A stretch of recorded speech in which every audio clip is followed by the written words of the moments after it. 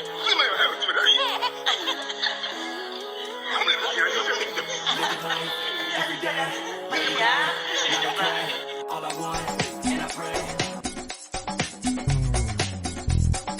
Showbiz Kachika TV.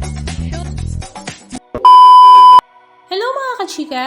After nga ng very successful concert ng Concert King at Concert Queen na sila Martin Rivera at Pops Fernandez, ay nagkaroon naman sila ng priceless moment kasama nga ang kanilang nag-iisang apo na si Baby Finn.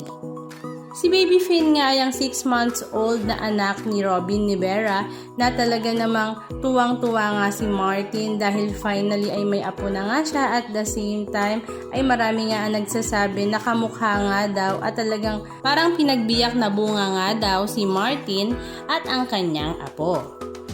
Na kahit nga si Pops Fernandez ay talaga namang tuwang-tuwa nang makita nga ang maglolo na si Baby Finn at Martin dahil nga sobrang nakikipag-usap talaga ang kanyang lolo sa kanyang apo ng Baby Talk na talaga namang kinaaliwan nga din ng mga netizens at napakomment nga rin na sana hindi na nga lang daw naghiwalay si Martin at Pops dahil talaga namang napakaganda nga ng kanilang relasyon. Halika at panoorin natin ang ilan sa mga video clips ganap na kanilang ibinahagi. Hi, Kuya. Yeah. I wish Ram was here. I know. We miss Ram. Oh, hello, my baby boy. So guapo. He's 6 months yesterday. Happy 6 months. Look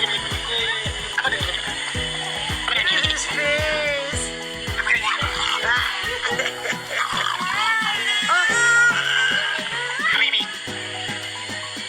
Sabi niya, oh, he speaks the same language as me. Oh, no.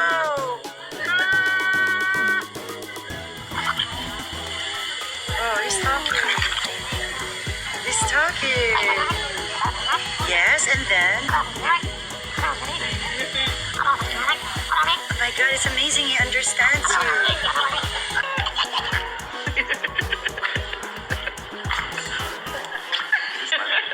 Yeah.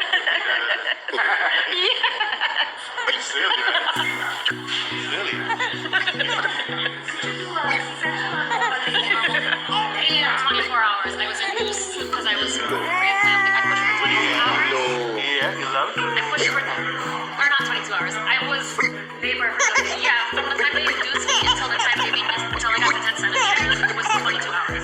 And then I pushed for 2 hours. And then he came out.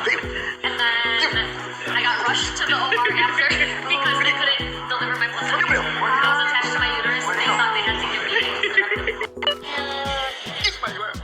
Fun. Easy fun.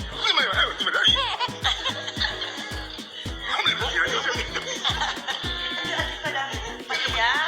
Diba? Oh, wow.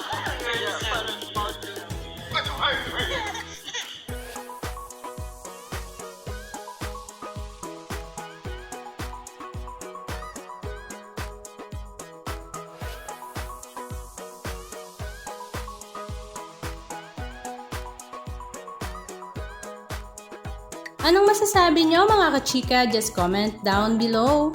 And please don't forget to subscribe. Thank you!